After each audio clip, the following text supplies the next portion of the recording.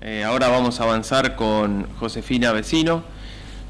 Josefina es economista de la UBA y magíster en Economía y Política Internacional. Cuenta con una especialización en Economía Ambiental de Países Bajos. Actualmente se desempeña como coordinadora general del BISEC, que es la Plataforma Nacional para Soja y Carne Vacuna Libre de Deforestación, y es coordinadora del Comité de Economía Internacional del Consejo Argentino para las Relaciones Internacionales. Josefina, muchas gracias. Gracias a vos. Un segundito. ¿Te ayudo? Que quedé un poco enana.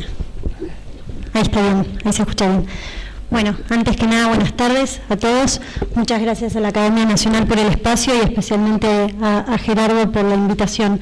Gustavo Ígoras era inicialmente quien iba a participar de esta sesión. Lamentablemente por problemas laborales no pudo participar. Está volviendo de Europa, así que vengo acá a reemplazarlo. No creo estar a la altura, pero voy a hacer mi mejor intento. Ahí está, ¿no?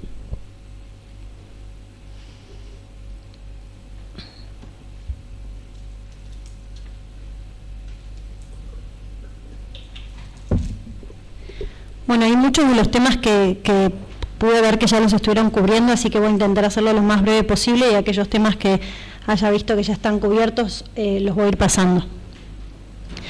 Básicamente esto no va a ser ninguna novedad para ustedes, pero quería incluir esta diapositiva porque son, de alguna manera, intentamos esquematizar cuáles son los grandes drivers internacionales que vemos que están modificando la logística y la dinámica comercial a nivel internacional y de alguna manera son la razón de ser de por qué BISEC, que es la Plataforma Nacional para Soja y Carne Vacuna Libre de Deforestación, surge en el año 2019, varios años antes de que se apruebe formalmente el reglamento 1115. Y esquemáticamente los cuatro motivos que identificamos tienen que ver, por un lado, por la atención sin precedentes a todo lo que son temáticas del cambio climático, puntualmente a partir del año 2020, creo que después de la pandemia, del COVID, todos visualizamos cómo de alguna manera todos estos temas empezaron a pisar mucho más fuerte en todos los ámbitos de discusión. En segundo lugar, todas las regulaciones internacionales que se venían de alguna manera, que ya se anticipaban desde distintos espacios, si bien el 1115 aún no estaba aprobado, ya en el marco de la aprobación del Pacto Verde se empezaban a discutir algunas temáticas y algunas potenciales regulaciones que podían afectarnos en términos comerciales, de la misma manera que la Unión Europea, más allá de que de alguna manera siempre se postula como potencia regulatoria comparada con otros mercados internacionales y de alguna manera es el pionero en términos de regulaciones socioambientales y todos los mercados a mediano o largo plazo terminan adoptando estas mismas tendencias, tanto desde el Reino Unido como desde Estados Unidos y desde China también con una tendencia más a mediano o largo plazo, vemos algún tipo de replicación en este tipo de estándares. En tercer lugar, todo lo que tiene que ver con las demandas, la demanda internacional, bien orientada a todo lo que son productos con algún tipo de certificación o estándar de sustentabilidad.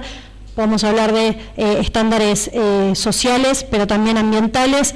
No vamos a ahondar en eso, pero en términos macro hay una fuerte tendencia de los consumidores hacia la elección de este tipo de productos, fundamentalmente en mercados con mayor poder adquisitivo. Obviamente quizás nosotros acá en Latinoamérica no lo vemos con tanta fuerza, pero si uno tiene la posibilidad de viajar en otros mercados con mayor poder adquisitivo, lo ve con una tendencia completamente creciente. Y en cuarto lugar, lo que tiene que ver con compromisos corporativos. Este punto para nosotros era central. Como empezamos a trabajar fundamentalmente en la cadena de valor de la soja, lo que empezamos a visualizar es que los exportadores con casas matrices en Europa, hablamos de Cargill, hablamos de LDC, de Bunge, de Viterra, ya hace varios años, previo también a la aprobación del 1115, empezaron a incluir dentro de sus compromisos públicos, sus CEOs globales, en espacios de discusión de Naciones Unidas o distintos organismos internacionales, empezaron a manifestar sus compromisos públicos en torno a lo que es la provisión de materia prima que no estuviese asociada o vinculada a cambios de uso en el suelo. y así también como empresas multinacionales, nos referimos por ahí quizás al sector financiero, todo lo que son organismos financieros internacionales, a la hora de dar créditos hoy ya de forma mandatoria incluyen dentro de sus políticas de recomendación algunos aspectos vinculados a todo lo que es cambio de uso de suelo, trabajo esclavo, trabajo infantil y distintas normativas sociales. Por lo cual, nuestra conclusión general es que más allá de la aprobación del reglamento 1115 vinculado a las cadenas de suministro libres de deforestación, esta es una tendencia que llegó para quedarse. Y me gusta verlo un segundo en este gráfico, porque más allá de que la letra chica no se llegue a leer, igual después podemos compartir la presentación, es muy clara la disrupción, cuando decíamos de cambios sin precedentes a partir del 2020 en adelante, en la cantidad de normativas sobre abastecimiento responsable en términos ambientales y sociales que se aprobaron desde el año 2010 hasta hoy. Realmente creo que es muy abrupto el crecimiento y es básicamente lo que nos da el inicio de que realmente son tendencias que llegaron para quedarse. Y más allá de que se extrapolen algunas situaciones particulares o posicionamientos nacionales, como quizás el que nosotros tenemos actualmente con la gestión vigente, entendemos que si miramos la tendencia general, tiene esta clara inclinación de crecimiento. Entonces no es cuestión de intentar evitar, evadir o discutir reglamentos puntuales, sino de pensar estratégicamente cómo sacar de alguna manera ventajas competitivas de estos puntos y potenciar las exportaciones argentinas. Comentario muy breve, lo deben haber mencionado también en paneles anteriores, más allá de este, estos son los requerimientos básicos del reglamento 1115, como mencionó Gerardo hace un ratito, afecta 7 cadenas de valor y subproductos, fundamentalmente lo que más afecta en términos de exportación a la Argentina es todo lo que es soja y derivados, carne vacuna y derivados y madera. Se está discutiendo el benchmarking, la clasificación de riesgo de los países. Este es un aspecto importante, pero quizás es el que también genera más confusión, porque en términos prácticos no implica ninguna flexibilización en términos de los requerimientos que se le solicitan a los países productores. Esto quiere decir que no es que porque un país sea considerado de riesgo bajo va a tener menos requisitos, sino que básicamente lo que le repercute es que solamente el 1% de sus embarques en destino podrían ser inspeccionados potencialmente. Pero quienes trabajamos hace mucho en temas comerciales sabemos que ningún importador ni exportador correría el riesgo de caer o no caer en ese porcentaje, por lo cual en términos prácticos los requerimientos se preparan de la misma manera. Brevemente también, lo mencionaron hace un ratito, en el día de ayer efectivamente el Parlamento aprobó la prórroga de 12 meses de la implementación del 1115. El 1115 está vigente desde mayo del 2023, pero la fecha de implementación era 30 de diciembre de 2024 y al momento lo único que está aprobado oficialmente es la prórroga de implementación. Son exactamente 12 meses. Y también en el espacio de ayer lo que hizo el Parlamento es proponer una nueva categoría que no estaba incluida inicialmente en el reglamento, que tiene que ver con país sin riesgo de deforestación. Entendemos que políticamente va a haber algunos ruidos con respecto a este tema, porque sí afectaría potencialmente a los requerimientos y hay quizás a algunas opiniones vinculadas a que tiene que ver con los propios países europeos que también están de alguna manera obligados a cumplir con esta normativa y este due diligence, pero recién son conversaciones muy incipientes y este aspecto no fue aprobado, fue presentado por el Parlamento y tiene que ser discutido en las próximas sesiones. El siguiente punto tenía que ver con la resolución 50, que lo mencionó el ingeniero Emilio de Secretaría de Agricultura en su presentación, que básicamente establece este directorio de esquemas de diferenciación, donde como ABISEC nos inscribimos, presentamos toda la documentación pertinente y esto de alguna manera nos otorga el marco legal que necesitábamos para poder acceder a la provisión de estos bienes públicos como todo lo que son los datos de el RENSPA, del módulo de información productiva, del SENASA y de AFIP también, refiriéndonos al CISA. Obviamente nada vinculado a secreto fiscal de los productores. Este es un aspecto importante para mencionar porque quizás generó mucho ruido en el momento en el que se publicó la resolución. Nos referimos solamente a aspectos de información productiva y con el fin de evitar que los productores una vez más tengan que registrar datos en varias plataformas distintas e intentar desburocratizar de alguna manera todos los procesos que tienen en la diaria. En este marco, hice una intro un poquito larga, pero básicamente surge BISEC, que BISEC es una plataforma ambiental y social cuyo objetivo es posicionar a los productos agroindustriales argentinos en el mundo como productos sustentables per se.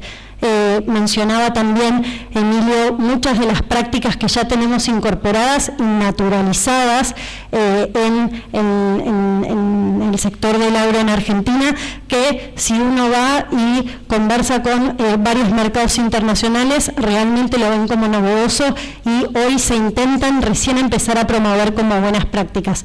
Hablamos del porcentaje de adopción de siembra directa, del porcentaje de rotación de cultivos, de la tecnificación, que realmente por más de que sean aspectos que no nos resulten tan novedosos, en el mundo son muy valorizados y nuestra mea culpa es que hace muchos años los hacemos, pero quizás no supimos comunicarlo, y ahí está un poco nuestro desafío. Consideramos que es una propuesta de valor realmente interesante porque son abordajes de cadena de valor en su totalidad, que lo que hacen es convocar a los distintos eslabones de las cadenas, desde las asociaciones de productores, las asociaciones técnicas, los intermediarios, los exportadores, los procesadores y distintas instituciones que no están directamente vinculadas a la operatoria de las cadenas, pero que sí por algún u otro motivo están vinculadas. Hablamos de todas las bolsas de comercio y de cereales de Buenos Aires y del resto del país. Hablamos de instituciones académicas como el CONICET, en el caso de la carne vacuna, y hablamos también de organizaciones de la sociedad civil que quizás están más abocadas a todo lo que es el ámbito de la conservación y el ambientalismo, pero que a nivel internacional refuerzan y le dan mucha solidez al mensaje institucional. Entonces tener su apoyo y que formen parte de estas conversaciones y marquen un poco la guía de hacia dónde van las discusiones en términos de sustentabilidad es un valor agregado que hace que esto sea una propuesta integral que como país pise fuerte. Algunas de las alianzas y colaboraciones estratégicas en las que hemos venido trabajando desde el 2019 en adelante, solo por mencionar algunas, todo lo que es el diálogo con el sector financiero en Argentina, bueno, por condiciones de macroeconomía realmente no hemos avanzado mucho en estas temáticas, pero si uno explora en países de la región y bueno, también evidentemente a nivel internacional, ya se han creado taxonomías comunes dentro del sector financiero, ya hay reglamentaciones, hay políticas, hay indicadores y todos los bancos dentro de sus análisis crediticios tienen incorporado formalmente el análisis de riesgo socioambiental, que es algo que recién se está empezando a escuchar acá en Argentina, pero que también creemos que es una tendencia muy fuerte. Y por mencionar quizás otro ejemplo, todo lo que es las interacciones con las bolsas de cereales y de comercio, como mencionábamos, hoy quien está desarrollando y administrando el sistema de monitoreo, reporte y verificación, el software que ahora les voy a mencionar en un segundo, es la Bolsa de Comercio de Rosario, que entendemos que es de vuelta intentar poner en valor la institucionalidad que tiene el sector del agro en un país quizás tan cambiante en cuanto a sus banderas, contar con una institución con más de 100 años de historia que siempre intentó promover los intereses en conjunto de toda la cadena, es realmente importante y presenta una robustez y una solidez al mercado internacional que es reconocida por distintos actores. Un poco para que tengan noción general de cuál fue la hoja de ruta de BISEC.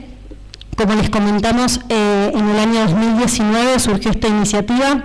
En todo lo que fue el año 2020 y 2021 trabajamos en la consolidación de esta plataforma, se generó una estructura de gobernanza, distintos espacios de trabajo, se fue convocando a los actores que hasta el momento no eran parte de la conversación para que también pudieran aportar de forma colaborativa en la construcción de esta solución.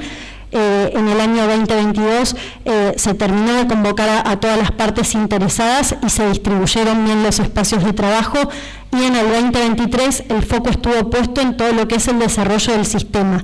La solución tecnológica, que es el plato fuerte quizás de esta plataforma nacional, en donde se traza el ciclo de vida del producto desde el campo hasta el puerto y donde se extrae toda la información necesaria para dar cumplimiento a los requerimientos. En este año 2024 trabajamos en todo lo que fue pruebas de sistemas. Hicimos algunos envíos de exportación pilotos. En el 2023, a mediados de año, también se adhirió formalmente el ABC para replicar de alguna manera lo mismo que se estaba generando en la cadena de valor de la soja con la carne vacuna y ajustarlo y adaptarlo a sus especificaciones. Y finalmente, bueno, contábamos con lanzarlo el 1 de enero de 2025. El sistema ya va a estar lanzado para el 1 de enero de 2025, pero ahora voy a hacer una pequeña mención sobre cuáles son nuestros planes de último momento frente a la aprobación de la prórroga. Como les mencionaba recién, el plato fuerte de la iniciativa es este sistema de monitoreo, reporte y verificación que traza el ciclo de vida del producto desde el campo hasta el puerto, algo quizás similar a lo que mencionaban en la presentación anterior desde Uruguay. Esto es en un módulo para lo que es soja y derivados y en otro módulo distinto para lo que es carne vacuna. No tiene costo para productores y corredores de granos, pero sí implica la habilitación de los sitios físicos para aquellos que comercializan soja BISEC, y esta habilitación corre por cuenta de terceras partes independientes con costo de valor del mercado. Básicamente, para que tengan una noción muy rápida y general de cuál es el flujo que recorre y cómo se estructura este sistema, las herramientas que se utilizan para dar cuenta de esta trazabilidad tiene que ver con documentos oficiales respaldatorios. Hablamos del RENSPA, hablamos de la carta de aporte y hablamos de la información del módulo de información productiva del CISA.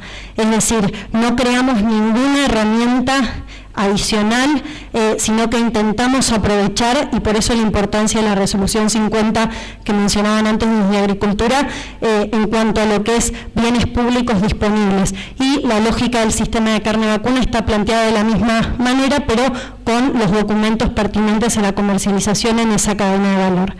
Y en cuanto a lo que es análisis satelital, análisis de imágenes satelitales, que era también similar a lo que mostraban desde Uruguay, nosotros, como recopilamos los polígonos y contamos con el RENSPA, que el RENSPA tiene una nomenclatura que permite llegar a la identificación del polígono de producción, quiere decir que no abordamos todo el establecimiento en su totalidad, sino que tenemos la posibilidad de hacer análisis recortados. Lo que hacemos es cruzarlo con distintas capas de información que básicamente comprueban que en ese lote no ha habido deforestación después de diciembre de 2020. Y de forma adicional, en el caso de soja, el cumplimiento de la Ley de Ordenamiento Territorial de Bosques Nativos, que lo que implica previo al 2020 es que aquellas zonas que han sido categorizadas como verde con un propio permiso de cambio de uso de suelo han hecho deforestación en términos legales. Estos son algunos de los logos de los miembros que forman parte de la iniciativa. Esto es para todo lo que es la cadena de valor de la soja, los miembros plenos, los colaboradores, las cámaras y organizaciones que representan los observadores, que son como veedores que validan los procedimientos. Ya hemos lanzado desde la semana pasada el curso de capacitación, es un curso de capacitación gratuito para operadores comerciales que fue desarrollado por la FAUBA con un fondo de cooperación internacional, también al que aplicamos el año pasado. Está dividido por módulos y al final de los módulos básicamente lo que se hace es entregarle al operador un certificado expedido por la FAUBA que permite dar cuenta de que tiene conocimiento de cómo se opera desde principio a fin en toda la plataforma. Este es un poco el mismo flujo que mostrábamos recién para soja, pero en la cadena de valor de la carne vacuna, también respaldado por documentos oficiales, estos bienes públicos de los que hablábamos. No se inventa ninguna herramienta nueva, sino que se reutiliza de alguna manera herramientas que ya existen a otros fines, y el mismo análisis satelital también de la unidad productiva, cruzándolo con el concepto de libre deforestación post-diciembre de 2020. Estos son los miembros que forman parte también de forma colaborativa de toda la construcción del módulo de carne, para todo lo que es esa cadena de valor. Y finalmente, para cerrar y no quitarles más tiempo, estos son algunos de los aspectos en los que nosotros consideramos que es estratégico trabajar, habiéndose confirmado la prórroga del reglamento 1115. Como decimos, como cadena de valor y como plataforma, BISEC es una plataforma colaborativa que no emite opinión sobre los distintos reglamentos o aprobaciones a nivel internacional, sino que básicamente trabaja de forma pragmática en ofrecer una solución tecnológica.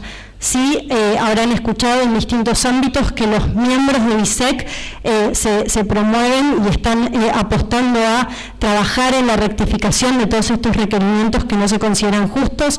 Puntualmente dentro de la cadena de valor de las hojas, decía ARASEC, Gustavo Iberas actualmente está en Europa y viajó también para seguir manifestando cuáles son los requerimientos que creemos que no están alineados con el objetivo inicial de este reglamento.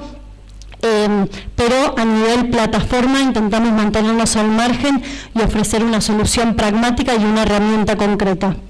Y durante estos 12 meses que restan por delante hasta la implementación, básicamente en lo que vamos a trabajar es en todo lo que tiene que ver con capacitaciones a todos los actores de la cadena, que es un proceso de sensibilización que va a ser muy largo por la cantidad de intermediarios que están involucrados, en todo lo que es integraciones de sistemas, que es algo que realmente va a ser muy provechoso porque va a automatizar todos los procesos. Hoy todos los exportadores, Cargill, Bunge, Dreyfus, etcétera, tienen sistemas y tienen mucha información recopilada en esos sistemas, entonces lo ideal sería no replicar todo ese esfuerzo y poder hacer que el sistema de BISEC se integre con esos sistemas para poder automatizar y hacer que todo sea mucho más simple.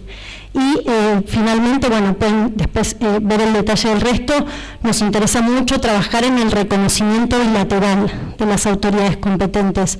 Si bien la Unión Europea ya manifestó que no va a validar ningún esquema nacional puntual, sí vemos que hay una posibilidad de trabajo en conjunto con las autoridades competentes, que son los países que son Estados miembros de la Unión Europea, que serían los encargados de implementar este reglamento.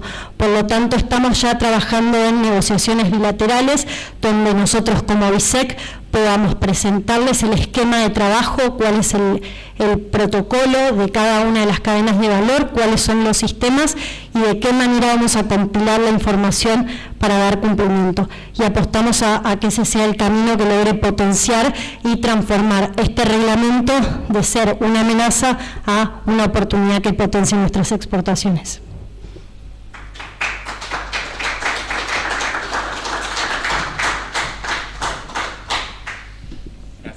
Muy clara. Quédate si querés por si hay alguna pregunta. Abrimos un espacio a preguntas, tanto para el ingeniero Faropa, para Emilio y Josefina. Sí, Miguel. Josefina, muy bueno, te felicito. Gracias. ¿Por qué el límite de deforestación está puesto en el año 2024? ¿No es muy cerca? En realidad... te digo, porque normativas de carbono, por ejemplo, establecen 20 años, todo ese sector. En realidad en 2020 está puesto 2020, la fecha de corte. Realmente fue completamente aleatorio, arbitrario, diría, no aleatorio, arbitrario, porque se incluyó dentro de la Unión Europea esa fecha de corte y esa fue la fecha de corte que se aprobó. No, y lo otro, de curiosidad, ¿hay algún alineamiento con lo que hace Brasil en todo esto? Tuvimos muchas conversaciones con Brasil. Lo que estamos viendo al día de hoy es que Brasil, más allá del posicionamiento político que manifiesta en todos los espacios internacionales con respecto a este reglamento, en términos prácticos ellos tienen dos iniciativas. Por un lado están trabajando en agrosustentable, que es del Ministerio de Agricultura y es un proyecto más a largo plazo que está planificado para los próximos 5 o 10 años, que apuesta a ser una plataforma ambiental y social general. Esa no va a poder dar cumplimiento al reglamento 1115 en estos términos de implementación. Eso desde el sector público. Y lo que estamos viendo es que el sector privado se está organizando, pero de forma independiente. Es decir, cada uno de los traders está contratando una solución de forma privada y de esa manera están canalizando toda su originación directa, pero no tienen la posibilidad de cubrir todo lo que es la parte indirecta. Por lo tanto, no hay cumplimiento a nivel cadena de valor. Son todas soluciones independientes como respuesta del sector privado a una normativa internacional. Eso es. Gracias. No, de nada. Facundo. Sí, ¿y qué pasa con los productores que deforestaron en 2021 y 2022? Digo, porque el reglamento aparece en mayo de 2023, pone fecha límite o de corte la fecha anterior en 2020, y esto me suena similar a un principio jurídico de la ley penal, que no puede haber una ley penal retroactiva, digamos. El tipo que deforestó en 2021 o 2022, en ese momento no tenía ningún impedimento para hacerlo, y después le dijeron que sí. ¿Nadie planteó eso? Sí, se planteó en numerosos espacios y de vuelta fue arbitrario por parte de la Unión Europea establecer esas fechas de implementación. Básicamente, ¿en qué se respaldan ellos? En que cuando se los acusa de que esto es una medida paraarancelaria, ellos se remiten a que el reglamento es requerido para los operadores comerciales de la Unión Europea. Entonces, que básicamente como el que está obligado legalmente a hacerlo es el importador y no el exportador, vos como exportador, si no podés cumplir con lo que el importador te requiere, podés elegir otro mercado. Y básicamente con esa justificación respaldan toda la letra chica de este reglamento. Y esa es la respuesta que hoy se está dando, básicamente, porque lo que se cree es que nosotros exportamos más o menos a la Unión Europea de harina de soja, hablo, por favor corríjame con carne, entre 5 o 6 millones de toneladas de harina de soja. Aceite lo exportamos en formato de biodiesel, de energía renovable, para lo cual ya hay otro esquema, por otro no exportamos, por lo cual es un mercado que para nosotros es relevante, pero como mencionaban antes también, nuestro mercado más relevante es el sudeste asiático. Entonces su argumentación es, pueden exportar más a otros mercados con el diferencial de precios que eso implique. Para la carne hay una salvedad que se está discutiendo, que es poner como fecha de corte la entrada en vigor o la aprobación del reglamento, que es en junio del 2023. Esto tiene que ver porque el producto cárnico tiene, por lo menos, sobre todo si estamos hablando de animales a pasto, entre 2 y 3 años de tiempo para atrás. Pero, bueno, esto es parte de la letra chica, como dice Josefina, que ahora se vuelve a discutir. Desde ayer se va a volver a discutir en algún punto, se abren escenarios de discusión. Eso. Bien, no sé si hay alguna otra pregunta, no sé si en el chat. Nada. Emilio. No, un comentario. No escuché muy bien la pregunta desde ahí de la sala, pero por la respuesta de Josefina, evidentemente nosotros también consideramos, lo mismo considera todo el mundo, lo decía también el ingeniero Faropa, la arbitrariedad que tiene este reglamento, y eso está puesto de manifiesto en todos lados. Lo que sí está claro que hay que hacer esfuerzos para adaptarse y adecuarse a los requerimientos, porque es como decía Josefina hace 2 minutos atrás. Es decir, ¿la respuesta cuál es de aquel lado? Mirá, esto es un acuerdo, esto es una imposición que nosotros lo hacemos a nuestros operadores comerciales, a nuestros importadores. Entonces, el importador lo que tiene que hacer es construir una cadena de confianza con su proveedor. Y esa cadena de confianza está basada en todos estos requerimientos. Todo lo que se puede hacer como esfuerzo conjunto, público-privado, privado, lo que fuere, para adecuarse, es lo que va a permitir que nosotros podamos obtener esos mercados que son súper interesantes para nosotros. Perfecto. Aprovecho y hago una consulta para el ingeniero Faropa.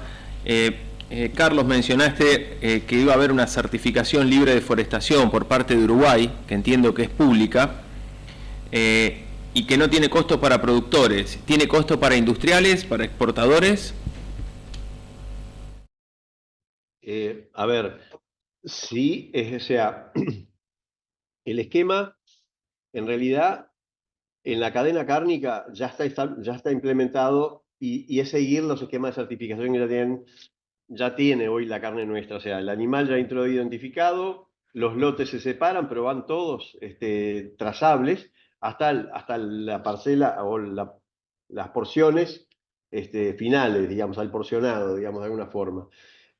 Porque todo un sistema de cajas negras, registros, que está todo dentro del Instituto de la Carne. Entonces, ahí habría poco costo. Lo que tratamos de hacer fue que el productor, hasta la portera, fuera un bien público. Si adelante, digamos, la planta de silos, la planta de celulosa, el aserradero, toma esa madera, que sepa registrar su cadena, porque ahí lo va a descomponer en distintos productos o va a tomar distintos productores, y puede haber algún padrón, como decimos nosotros, o unidad, que esté afectada. Y ahí sí tienen que tener una certificación. Pero al productor directo no tiene costos, por eso es el bien público. Yo levanté la mano además por una aclaración, porque estuvo muy buena la presentación de ambos, ¿no? Adelante Bonifacino, al primero Bonifacino y después, pero no fue fácil establecer el diálogo con la Unión Europea. ¿Por qué? Porque al principio no era claro lo que exigían, no era claro los términos de referencia, y cada vez que nosotros hacíamos una pregunta, por ejemplo, nos envían las láminas de Sentinel, las imágenes, o sea, nosotros trabajamos con el mismo sistema, las mismas imágenes. Vamos a tener que corregirlas todos los años. Lo digo porque desde acá, desde Dirección Forestal, hicimos el proceso diseñamos las plataformas, ¿sí? Y entonces no era nada de diálogo porque no era fácil, era como le hacíamos preguntas y iba un conjunto vacío sin respuesta. Y teníamos que estructurar nosotros las respuestas. Entonces, ahí fue que esa toma de decisión de bien público más tomó valor. O sea, ¿cómo valorizamos? Bueno, y recuerden que cada país tenía, porque así lo definió la Unión Europea también, tienen que proponer su proceso. Entonces, ahí fue que tuvimos que ir elaborando y después empezamos a detectar pero hagan memoria los que trabajaron, cuánto tiempo demoraron en determinar quién era la autoridad de cada país competente para el tema. ¿Sí? O sea, hubo que elaborar mucho. Nosotros llegamos al 21 de octubre, porque es cierto, tenemos mucho trabajo previo, hecho vuelta. Hay que reconocer hacia atrás, las generaciones de atrás. Pero por otro lado, porque los animales, como al ser 2020, donde teníamos que diferenciar si había lotes que estaban afectados en la carne, porque había lotes que se iban a afectar a partir de esa fecha. Entonces teníamos que responder a esa presión de la industria de la carne. Y entonces, bueno, imagínense, primero, la consulta, el conjunto vacío, como digo yo, 0 respuesta, después elaborarla y después después empezamos a tener retornos de ellos, pero ya sobre el final. Y bueno, y ahí vimos que que estábamos bien. Pero es el trabajo. No fue, para nosotros tampoco fue sencillo. Pero había que hacerlo, porque son los compradores, en definitiva. Y déjame agregarte, es muy, muy cierto y coincido completamente en lo que decís de la dificultad que fue llegar hasta acá, pero el lado B también de la prórroga ahora tiene que ver con que estas mismas discusiones se abren en términos de los aspectos socioambientales. Este concepto tan amplio que está firmemente definido en el artículo 2 del reglamento, pero que es una caja de Pandora, porque ahora se abre realmente con cada una de las autoridades competentes la discusión de qué manera van a pedir que se implemente y cómo van a verificar ellos que no hay trabajo esclavo, trabajo infantil, que se cumplen con las regulaciones tributarias, fiscales, aduaneras, desde cada uno de los países de producción. Creo que eso va a ser aún más complejo. La legalidad. Y cuestiones de género. Y el respeto a los derechos de pueblos originarios. Todo entra acá. Sí. Bueno, no sé si hay algún comentario o consulta para los disertantes. Yo te hago una pregunta. ¿Y la OMC qué juega acá? Buena pregunta. Discúlpenme, pero yo no estoy... No sé si lo escucharon los que están a distancia, preguntan qué rol juega la Organización Mundial de Comercio en este desafío. Perdóname, porque la Organización Mundial de Comercio tiene normas claras para los que compran y para los que venden. Y yo creo que una carencia grande que tiene esta no te escuchan. está todo de acuerdo. Yo creo que acá hay una clara, ¿cómo se diría?, expresión de uno más grande en el mercado, y no debería ser así. Y yo creo que esa es una deficiencia muy grande que tenemos en nuestros países. Nosotros vamos a oír y nunca vamos a participar. Yo digo porque me ha tocado por otras cosas, y los europeos te cuentan lo que ellos conocen, que no conocen el resto. Hoy acá hay un montón de charlas donde demostramos las diferencias que tenemos de producción y un montón de otras cosas más. Y yo creo que hay una carencia de negociación. O sea, tanto en todos esos organismos, resulta que, por ejemplo, lo que yo no conozco porque soy veterinario, ¿no? Vamos a la OMSA y ellos hacen cosas que para nosotros son mandatarias, pero ellos no las cumplen. Lo mismo que escriben. Tema concreto que había libre con vacunación o sin vacunación. ¿Dónde está escrito? Es la única enfermedad en el mundo, tanto de humanos como de animales, que te discriminan por si vacunas o no vacunas, no por si estás enfermo. Es un disparate total. Y acá es más o menos lo mismo.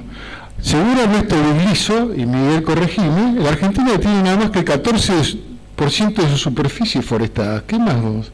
No tenemos esos problemas que tienen ellos, lo cual no quita que si lo querramos cumplir, pero no es así tan para mí, porque entonces empezás a aceptar todo y el día de mañana te piden lo imposible. Yo creo que acá discúlpenme, una falta de negociación inteligente, respetuosa y técnica, como para sentarse en una mesa y discutir. Esto ya lo hemos pasado, no lo voy a repetir, pero tenemos que participar más, sobre todo cuando se toman este tipo de normas. Para mí esta norma, todo lo que ustedes quieran, es absolutamente discriminatoria e impuesta de uno más poderoso a otro menos poderoso, pero nada más. Gracias. Gracias, Carlos. Bueno, damos por finalizada la... ¿Hay alguien más? Perdón. No, yo no veo. Vos, abran el micrófono. Emilio, creo. Emilio, dale, Emilio. Perdón. A ver, coincidimos en muchísimo de lo discriminatorio, de lo irregular, de arbitrario, estamos totalmente de acuerdo con eso. El rol de la OMC, bueno, se han hecho presentaciones, lo han hecho muchas presentaciones, nosotros hemos hecho particularmente, también se ha comunicado la decisión que tomó el Consejo Agropecuario del Sur con respecto a esto.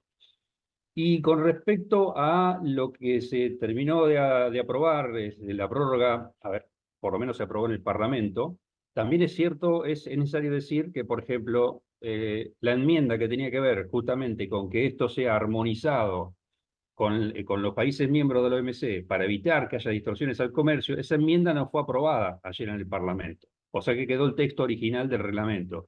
El texto original del reglamento dice que se debe conversar con el OMC para promover la producción sostenible, etcétera, etcétera, etcétera. Yo creo que este plazo de un año que se nos abre es un plazo que puede ser, como decía Josefina hace unos minutos, puede ser una caja de Pandora. Hay que ver qué es lo que sucede con los otros requisitos del reglamento, hay que ver cómo se los construye o cómo se construye la metodología para informarlos, que no está muy claro. Y por otra parte, hay que ver qué ocurre con la calificación luego definitiva que se haga a los países. Cuán rápida, digamos, es la respuesta que tiene que tener la Unión Europea para poder después seguir construyendo nosotros sobre bases firmes. Porque es como decía el ingeniero Faropa, como lo dijo también Josefina. Es decir, todo esto fue una construcción en base a intentos de diálogo, golpear la puerta en todos los lugares, y las únicas respuestas que se obtuvieron fueron bastante, digamos, flojas. Pero bueno, es lo que nos tocó, y está bueno el ejercicio. Nos parece a nosotros que está bueno el ejercicio, por esto de decir, bueno, trabajemos para que esto sea realmente una oportunidad, nos adaptemos y que brinde un fruto. El tiempo va a decir para dónde va a salir. Gracias, Emilio. Carlos. Sí, solo una cosa más. Totalmente de acuerdo con que este proceso de negociación puede ir para un lado o para otro, con definiciones. En el caso de nosotros ya previmos, porque lo preveía en realidad, el tema social, o sea, la tributación y el trabajo correcto, digamos, el trabajo registrado.